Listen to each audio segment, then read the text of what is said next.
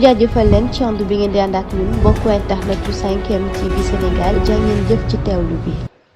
mbokk yi siifur 5M TV Sénégal dal leen nag jàmm ci seen chaîne bi nga xam ne saa bu nekk rek yéen a ngi fiy toppee la nga xam ne moo di xibaar Ousmane Sonko ak bokkam ci élection présidentielle 2024 yi nga xam ne jamono ji nag moom la ñu dëgmal leeragul benn yoon. ndax kat jamono ji li nga xam ne rek ñu ngi koy daal di saytu nag jëm ci ay mbiram moom Ousmane Sonko ginnaaw procès bi nga xam ne rek moo doxoon ci digganteem ak nga xam ne rek moo di Mame Mbaye Niang ginnaaw bi nga xam ne rek moom Ousmane Sonko daan na yëkkati ay kaddu joxoñ baaraamu tuuma ak nga xam ne rek moo di Mame Mbaye Niang ci ak luubal goo xam ne daan na koy luubal tax rek coow dox seen diggante jamono ji nag ba yoon am ci wàll tey ji nag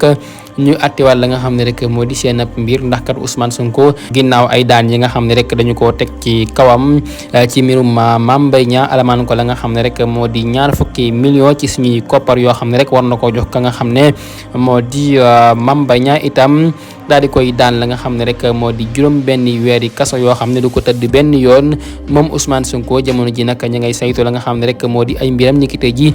ci alxames ji foofee nga xam ne rek moo di ca cour suprême ndax Ousmane Sonko mën naa bokk ci élection yi am déet ndax loolee nag ay daan la yoo xam ne dañu ko tegoon ci kawam moom Ousmane Sonko jamono ji ndax loolee mën na koo teree bokk ci élection yi nga xam ne jamono ji nag moom la ñu dëgmal ni ki tey ji foofee nga xam ne rek moo di ca cour suprême ñuy saytu la nga xam ne rek moo di ay mbiram jëm ci la nga xam ne rek moo di procès bi doxoon ci digganteem ak nga xam ne rek moo di Mame Mbaye Niang loolu nag suñu mayuwul mën na koo teree bokk ci liste électorale yi moom Ousmane Sonko jamono ji nag